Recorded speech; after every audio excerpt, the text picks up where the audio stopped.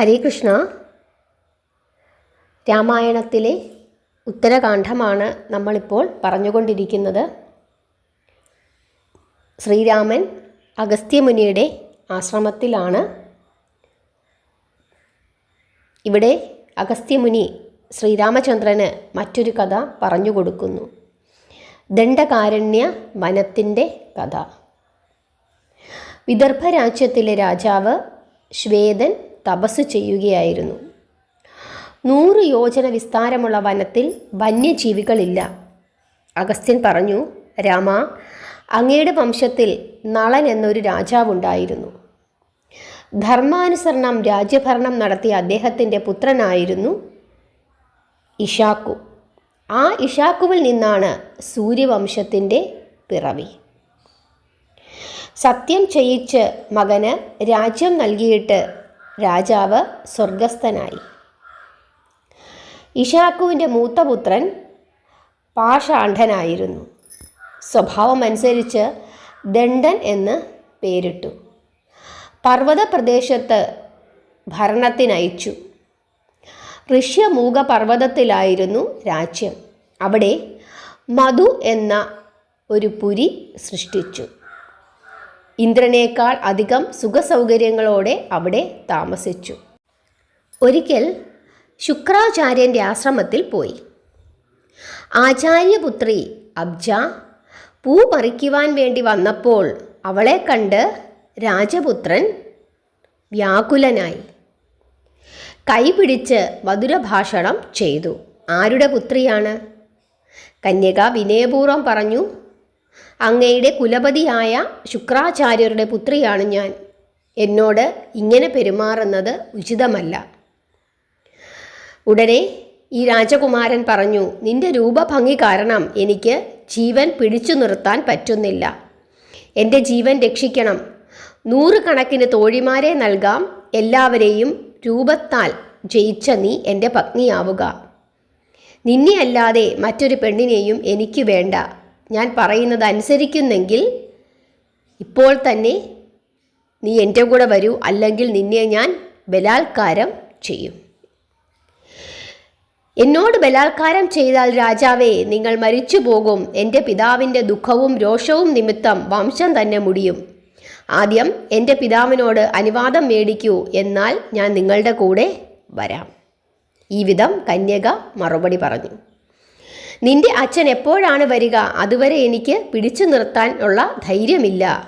നീ ഇല്ലാതെ എൻ്റെ മനസ്സ് അടങ്ങുകയില്ല എന്നും പറഞ്ഞ് ഈ രാജകുമാരൻ ഈ കന്യകയെ ബലാത്കാരം ചെയ്തു. അതിനുശേഷം ആ രാജാവ് കന്യകയെ അവിടെ ഉപേക്ഷിച്ചിട്ട് കൊട്ടാരത്തിലേക്ക് പോയി. അച്ഛാ അച്ഛാ എന്ന് വിളിച്ചുകൊണ്ട് മുനികന്യക ഉച്ചത്തിൽ കരഞ്ഞു. ശുക്രാചാര്യൻ ശിഷ്യരോടുമൊത്ത് തിരികെ വന്നപ്പോൾ പുത്രി തലകുനിച്ചിരുന്ന് തേങ്ങിക്കരയുന്നു. കാര്യങ്ങളെല്ലാം മനസ്സിലാക്കിയ ശുക്രാചാര്യർ കോപിച്ചു. ധ്യാനദൃഷ്ടിയിൽ എല്ലാം അറിഞ്ഞ മുനി രാജാവ് അഗ്നിവർഷത്തിൽ ഭസ്മമാകട്ടെ എന്ന് ശപിച്ചു. 7 ദിവസം തോരാത്ത തീമഴ പെയ്തു. രാജാവ് സവംശം നശിച്ചു. ദണ്ഡരാജ്യത്തെ എല്ലാ വസതികളും കത്തിച്ചാമ്പലായി.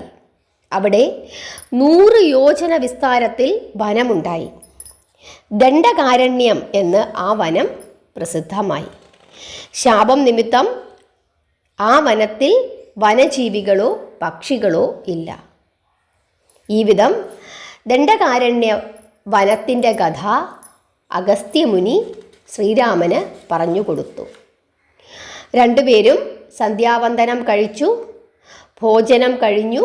രാമൻ അന്ന് ആശ്രമത്തിൽ തങ്ങി. പ്രഭാതത്തിൽ മധുരവചനത്താൽ യാത്ര ചോദിച്ചു. അങ്ങ് എന്നെ വന്ന് കണ്ടതുകൊണ്ട് എൻ്റെ ജീവിതം സഫലമായി എന്ന് മുനി പറഞ്ഞപ്പോൾ ഞാൻ ഇനിയും വന്ന് കാണും എന്ന് രാമൻ മറുപടി പറഞ്ഞു. മുനി യാത്രാനുവാദം നൽകി. എന്നിട്ട് പറഞ്ഞു, രാമ, എത്ര മധുരമാണ് അങ്ങയുടെ വചനം. ദേവന്മാർ ഇത് കേട്ട് നിരന്തരം സന്തോഷിക്കുന്നു. രാമൻ അനാഥർക്ക് നാഥനാണ്, അഗതികൾക്ക് ഗതിയുമാണ്. അങ്ങനെയുള്ള അങ്ങയെ കണ്ടതുകൊണ്ട് എനിക്ക് വളരെ സന്തോഷമായി. അതിനുശേഷം ശ്രീരാമചന്ദ്രൻ തിരികെ അയോധ്യയിലേക്ക് പോയി. രാജീവലോചനൻ സഭ കൂടുകയാണ്. ലക്ഷ്മണനും ഭരതനും ശത്രുഘ്നനും വന്ന് വന്ദിച്ചു. രാമൻ പറഞ്ഞു, മൂവരും ഒരേ മനസ്സോടെ ശ്രദ്ധിച്ചു കേൾക്കണം. സകല പാപങ്ങളും തീർക്കുന്നതിനായിട്ട് രാജസൂയം ചെയ്യണം. അതിനുള്ള ഒരുക്കങ്ങൾ ചെയ്യൂ. രാജസൂയം എന്ന് കേട്ടപ്പോഴേക്കും 3 സഹോദരന്മാരും ഒരുമിച്ച് ഞെട്ടി. രാജസൂയം ചെയ്തവർക്കൊക്കെ സർവനാശമാണ് ഫലം. പൂർവികന്മാരായ ശശധരനും സഗരനും വരുണദേവനും ഇന്ദ്രനും രാജസൂയം ചെയ്തിട്ട് വംശനാശവും ദുഃഖവുമാണ് നേടിയത്. ഭരതന്റെ വാക്കു കേട്ടിട്ട് രാമന് അത്ഭുതം തോന്നി. ഹരിശ്ചന്ദ്രൻ രാജസൂയം ചെയ്തു. ഒടുവിൽ അപമാനമാണ് നേടിയത്. ഭൂമി ദാനം ചെയ്തതിനു ശേഷം വിശ്വാമിത്രന് ദക്ഷിണ നൽകാൻ ഭാര്യയെയും മകനെയും പോലും വിൽക്കേണ്ടി വന്നു. അങ്ങനെയുള്ള രാജസൂയത്തിൽ മനസ്സ് വരാൻ എന്താണ് കാരണം? വംശത്തോടെ നമുക്ക് ആപത്ത് വന്നു ചേരും. ഭരതൻ പറഞ്ഞതനുസരിച്ച് രാജസൂയം വേണ്ടെന്നു വെച്ചു. ലക്ഷ്മണൻ അപ്പോൾ കൈകൂപ്പിക്കൊണ്ട് പറഞ്ഞു, കമലലോചന, അശ്വമേധം ചെയ്യാം. ബ്രഹ്മഹത്യയ്ക്ക് പരിഹാരവും ലോകത്തിന് ഉപകാരവുമാകും. എല്ലാവരും അത് സമ്മതിച്ചു. വിപ്രനന്ദനായ മഹാബലവാൻ വൃതാസുരൻ തപസ്സനുഷ്ഠിച്ചു. കരുത്തു നേടി ദേവന്മാരെയും ലോകത്താകെയും വിഷമിപ്പിക്കുകയായിരുന്നു വൃതാസുരൻ. ധാർമ്മികനായി രാജ്യം ഭരിച്ചിട്ട് ഇപ്പോൾ പുത്രന്മാരെ രാജ്യമേൽപ്പിച്ചിട്ട് തപസ്സു ചെയ്യുകയാണ് ഇപ്പോൾ വൃതാസുരൻ. അങ്ങനെ ബലവാനായ മറ്റൊരു രാജാവുമില്ല. ദേവന്മാർ മഹാവിഷ്ണുവിനെ ശരണം പ്രാപിച്ചു. വൃതാസുരനെ വധിച്ച് രക്ഷിക്കണമേ എന്ന് വിഷ്ണുവിനോട് അവർ അപേക്ഷിച്ചു. വൃതാസുരൻ വളരെ സമർത്ഥനാണ്. എൻ്റെ വരം കൊണ്ട് കൂടുതൽ കരുത്തനുമായിരിക്കുന്നു. എൻ്റെ കൈകൊണ്ട് തന്നെ വധിക്കാൻ കഴിയുകയില്ല. 3 അംശമായി പിരിഞ്ഞ് ഒരംശം അസുരനിഗ്രഹത്തിനും ഒരംശം പാതാളത്തിലും ഒരംശം മർത്യലോകത്തിലുമായി ഞാൻ നിങ്ങളുടെ ദുഃഖം തീർക്കാം. ഞാൻ നിങ്ങളുടെ ശരീരത്തിലുണ്ട്. വൃതാസുര നിഗ്രഹത്തിന് പുറപ്പെട്ടുകൊള്ളുക. വിഷ്ണുവിൻ്റെ വാക്കുകേട്ട് ഇന്ദ്രൻ വൃതാസുര നിഗ്രഹത്തിനായി പുറപ്പെട്ടു. വിഷ്ണു തേജസ് കൊണ്ട് കരുത്തു നേടിയ ഇന്ദ്രൻ വൃതാസുരൻ്റെ നേർക്ക് വജ്രായുധം പ്രയോഗിച്ചു. വജ്രായുധത്താൽ വൃതാസുരൻ മരിച്ചപ്പോൾ ബ്രഹ്മഹത്യാപാപം ഇന്ദ്രനിൽ പ്രവേശിച്ചു. ഇന്ദ്രൻ അതീവ ദുഃഖിതനായി. ദേവന്മാർ എല്ലാവരും ചേർന്ന് വിഷ്ണുവിൻ്റെ സമീപത്ത് ചെന്ന് അപേക്ഷിച്ചു. അങ്ങയുടെ തേജസ് കൊണ്ട് ഇന്ദ്രൻ വൃതാസുരനെ വധിച്ചു. ബ്രഹ്മഹത്യാപാപം ഇന്ദ്രനിൽ പ്രവേശിച്ചു. ദേവരാജനെ ബ്രഹ്മഹത്യാപാപത്തിൽ നിന്നും രക്ഷിക്കണേ. വിഷ്ണു ദേവന്മാരെ ഉപദേശിച്ചു, അശ്വമേധം ചെയ്യുക. ഇന്ദ്രനിൽ ബ്രഹ്മഹത്യ പടർന്നതോടെ ലോകത്താകെ അമംഗളമായി. ജപവും ഹോമവും പൂജകളും മുടങ്ങി.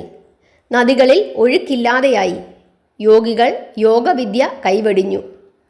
രാജാക്കന്മാർ രാജ്യചർച്ച ഉപേക്ഷിച്ച് സുഖങ്ങളിൽ മുഴുകി. ഇതിനെല്ലാം പരിഹാരമായി ദേവന്മാർ അശ്വമേധം ആരംഭിച്ചു. വിവിധതരം ദ്രവ്യങ്ങൾ കൊണ്ട് എല്ലാവരും വിഷ്ണുപൂജ തുടങ്ങി. അശ്വമേധം തീർന്നപ്പോഴേക്കും ഇന്ദ്രൻ്റെ ബ്രഹ്മഹത്യാപാപം തീർന്നു. ഈ വിധം ലക്ഷ്മണൻ എല്ലാവരോടുമായി പറഞ്ഞു. അതുകൊണ്ട് എല്ലാവരും അശ്വമേധത്തെ അനുകൂലിച്ചു. രാമൻ പറഞ്ഞു, രാജസൂയമായിരുന്നു ഞാൻ ആഗ്രഹിച്ചത്. നിങ്ങളുടെ അഭിപ്രായം മാനിച്ച് അശ്വമേധം മതി. എല്ലാവരും ലക്ഷ്മണൻ്റെ സമക്ഷത്തിൽ കാര്യാലോചനകൾ തുടങ്ങി. ഹരേ കൃഷ്ണ. ഇന്നത്തെ ഭാഗം ഇവിടെ കഴിയുന്നു. നിങ്ങൾക്ക് എല്ലാവർക്കും ഇഷ്ടപ്പെട്ടെങ്കിൽ നിങ്ങളുടെ അഭിപ്രായങ്ങൾ പറയുക. മുമ്പോട്ടും തീർച്ചയായിട്ടും എല്ലാവരും മാധവത്തിൻ്റെ കൂടെ ഉണ്ടാകണം. ഹരേ കൃഷ്ണ.